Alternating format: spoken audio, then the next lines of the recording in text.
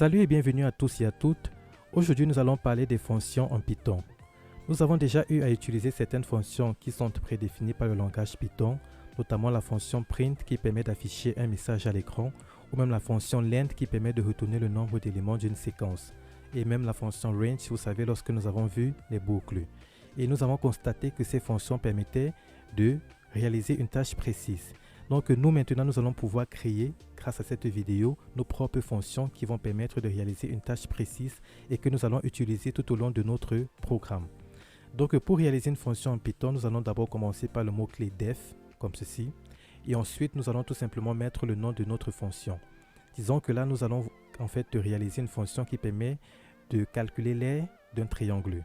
Donc le nom de ma fonction que je vais donner, c'est aire triangle, comme ceci. Donc après avoir donné le nom de ma fonction, je vais tout simplement mettre une paire de parenthèses. Et à l'intérieur des parenthèses, je vais tout simplement mettre la liste des paramètres dont j'ai besoin, dont ma fonction a besoin. Donc pour calculer l'aire d'un triangle, nous avons besoin d'abord de la base et de la hauteur. Donc à l'intérieur, je vais mettre ma variable base ainsi que la hauteur, comme ceci.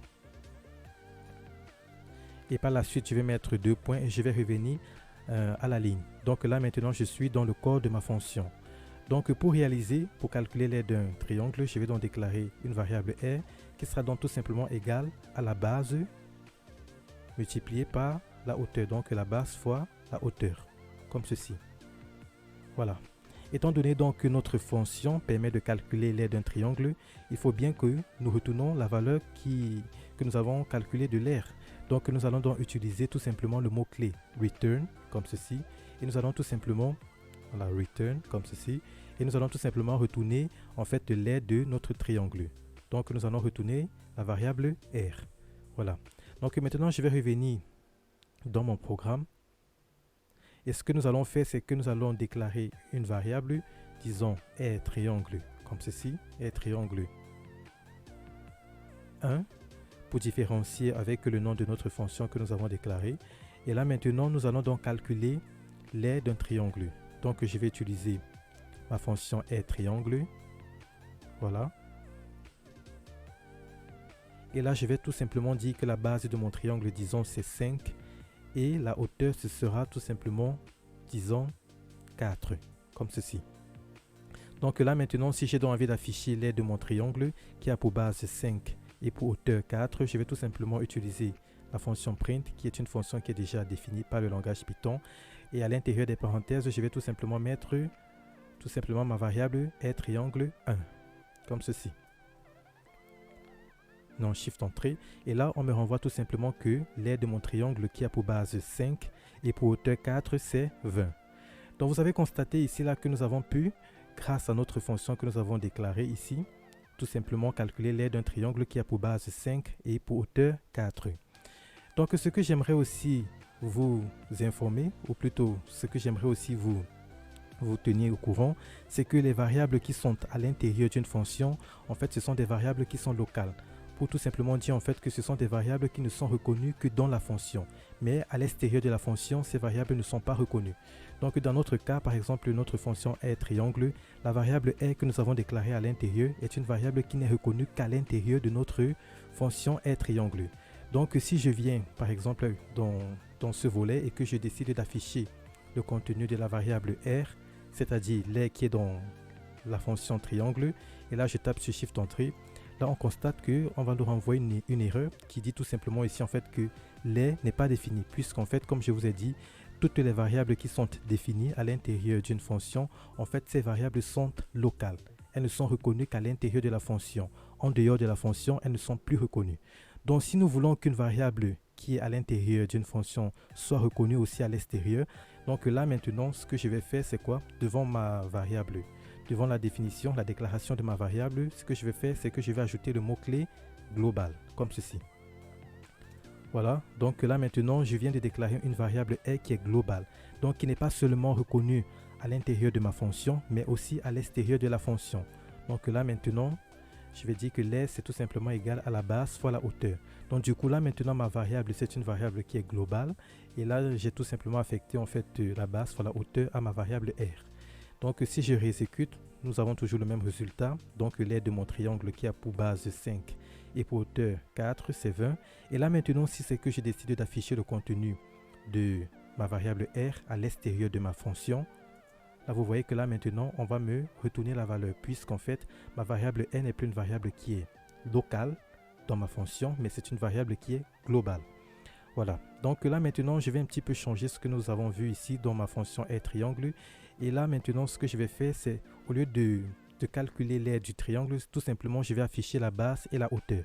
Donc pour cela, je vais donc utiliser la fonction print qui va tout simplement m'afficher en fait la base et la hauteur du triangle en fait. Donc du coup, là, je vais mettre base et ensuite, je vais tout simplement afficher la valeur de la base ainsi que de la hauteur. Voilà, comme ceci. Donc hauteur, 2 points, et ensuite, je vais tout simplement afficher la valeur de la hauteur. Voilà, donc je vais supprimer tout ceci.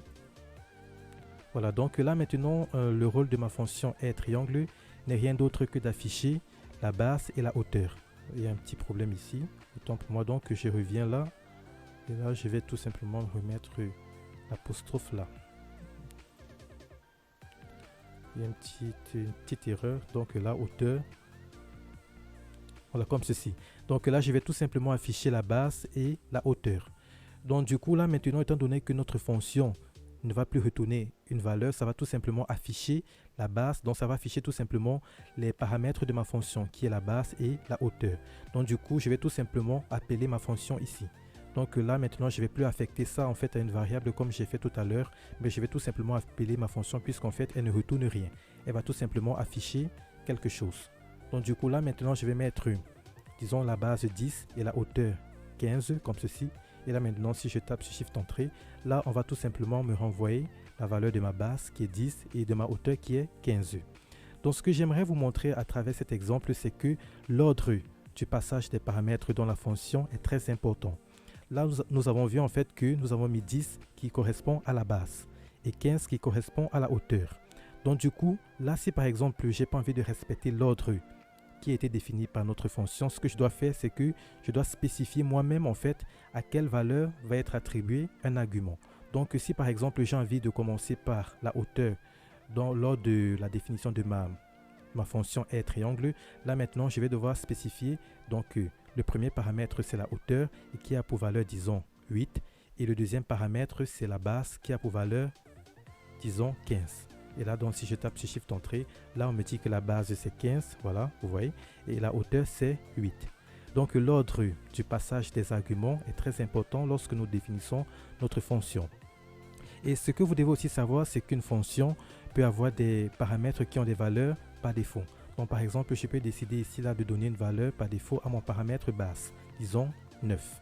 Et aussi un paramètre par défaut, disons une valeur par défaut, au paramètre hauteur. Donc là je vais mettre disons 12 et du coup là maintenant lorsque je vais appeler ma fonction r triangle, si je ne passe aucun paramètre à ma fonction, les paramètres par défaut seront pris en considération. Donc la base ce sera 9 et la hauteur ce sera 12. Donc là maintenant si je change, disons que là je mets que la base c'est 10 et la hauteur c'est 10 toujours. Voilà, Shift Entrée. Là maintenant vous voyez que la base c'est 10 et la hauteur c'est 10. Donc là en fait 9 et 12 sont tout simplement les paramètres par défaut au cas où nous n'avons pas précisé en fait les paramètres de notre fonction lorsque nous appelons la fonction dans notre programme. Donc là je peux aussi dire voilà ici là par exemple que la hauteur, voilà c'est, on peut aussi mettre des flottes si nous voulons, disons 9.5 et la base c'est tout simplement 15. Voilà, donc Shift Entrée. Là, on me dit que la base c'est 15 et la hauteur c'est 9.5. Mais vous voyez que là, par exemple, j'ai pas commencé comme là, j'ai défini dans ma fonction. J'ai commencé par la base, mais là, au niveau de, lorsque j'appelle ma fonction, en argument, j'ai commencé par la hauteur, mais j'ai spécifié. Donc, si nous ne spécifions pas, ce que nous devons faire, c'est que nous devons respecter l'ordre de passage des arguments. Pour bien assimiler les notions que nous venons de voir sur les fonctions, nous allons donc réaliser notre fonction qui cette fois-ci va tout simplement dire bonjour à une liste de personnes qui est passée en paramètres.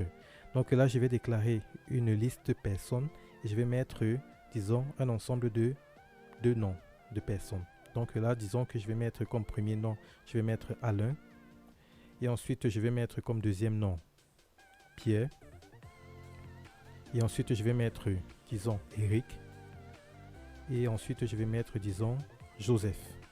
Donc, nous allons tout simplement réaliser une fonction qui va tout simplement saluer ces différentes personnes. Donc là, je vais donc mettre def. Disons que je vais donner comme nom salutation à ma fonction. Salutation, voilà. Et ça va tout simplement prendre en paramètre ma liste personne, comme ceci. Deux points, je reviens à la ligne. Donc ce que je vais faire, c'est tout simplement parcourir ma liste et à chaque fois que je vais rencontrer un élément dans ma liste, je vais tout simplement lui dire bonjour. Donc je vais tout simplement utiliser ici la boucle for. Si vous n'avez pas encore vu cette vidéo, je vous invite tout simplement à aller dans la liste, consulter la liste des vidéos de cette chaîne et vous allez tout simplement voir la vidéo sur les boucles pour comprendre ce que nous sommes en train de faire maintenant. Donc je vais parcourir ma liste, donc for personne. Voilà, disons in personne, donc c'est-à-dire ma liste personne. Et ce que je vais faire, c'est quoi? Deux points. Je vais tout simplement afficher print, voilà, bonjour. Je vais mettre ici un espace, voilà, et je vais tout simplement afficher la variable personne, comme ceci. Donc voilà, maintenant j'ai terminé. Donc je vais revenir à la ligne et je vais tout simplement appeler ma fonction salutation. Donc salutation, qui va bien sûr prendre en paramètre personne. Voilà. Et donc si je tape sur Shift Entrée, là vous voyez que là on va m'afficher bonjour Alain, bonjour Pierre, bonjour Eric et bonjour Joseph. Donc en gros, nous avons tout simplement défini une fonction salutation qui va prendre une liste de noms en paramètres et donc nous allons parcourir chaque élément de la liste et nous allons tout simplement dire bonjour à l'élément de la liste. Étant donné ici là que la liste, en fait, les éléments de la liste, c'est une chaîne de caractères, ce sont des chaînes de caractères. Donc chaque fois que nous allons parcourir un élément de la liste, nous allons tout simplement dire bonjour à la personne. Donc là, bonjour Alain, bonjour Pierre, bonjour Eric, bonjour Joseph. Donc avant de terminer cette vidéo, nous allons donc voir une notion qui est utilisée aussi par Python pour pouvoir en fait définir une fonction. Il s'agit tout simplement en fait de la fonction lambda. Donc disons que j'ai envie par exemple d'écrire une fonction qui va permettre de calculer le carré d'un nombre. Donc là je vais déclarer une variable disons f et là tout simplement je vais affecter ma fonction lambda, donc lambda comme ceci. Et là maintenant je vais mettre de paramètres dont j'ai envie, donc disons que là j'ai envie tout simplement de calculer le carré d'un nombre, donc ma variable, mon paramètre c'est x. Et là maintenant je vais mettre deux points, donc en mettant deux points je suis maintenant en fait au corps de ma fonction. Qu'est-ce que je vais faire? Je vais tout simplement calculer le carré d'un nombre, donc c'est-à-dire x fois x, comme ceci. Donc du coup là maintenant, voilà, je viens de définir ma fonction. Et là maintenant si j'ai envie par exemple de calculer un nombre, le carré d'un nombre, je vais tout simplement mettre f et là je vais mettre entre parenthèses le nombre dont j'ai envie d'avoir le carré, disons 8, comme ceci. Donc si je tape sur Shift Entrée, là on me dit que le carré de 8 c'est 64. Donc je peux encore par exemple mettre, disons, je vais passer un autre paramètre. Voilà, je vais mettre en paramètre disons 2 et là Shift Entrée, là le carré de 2 c'est bien 4. Donc lambda en fait c'est vraiment une autre façon de pouvoir en fait écrire une fonction. Là vraiment vous constatez en fait que la fonction tient sur une seule ligne. Voilà, une seule ligne. Donc là c'est pour les fonctions très courtes. Là on peut utiliser en fait lambda. Donc nous avons mis ici la fonction f et qui va tout simplement prendre en paramètre x et qui va retourner le carré, donc c'est-à-dire x fois x, ainsi de suite. Donc là, ce que vous devez savoir, c'est que chaque fois que nous utilisons en fait la fonction lambda, nous devons affecter cela à une variable. Ici, nous avons utilisé la variable f. Voilà. Donc nous sommes arrivés à la fin de cette vidéo sur les fonctions en Python. J'espère que cela a été très utile pour vous. Alors n'hésitez pas à vous abonner, à partager, à liker cette vidéo. Si vous avez des questions, n'hésitez pas à écrire dans la rubrique commentaires. Et on se dit donc à très vite pour la suite de notre formation.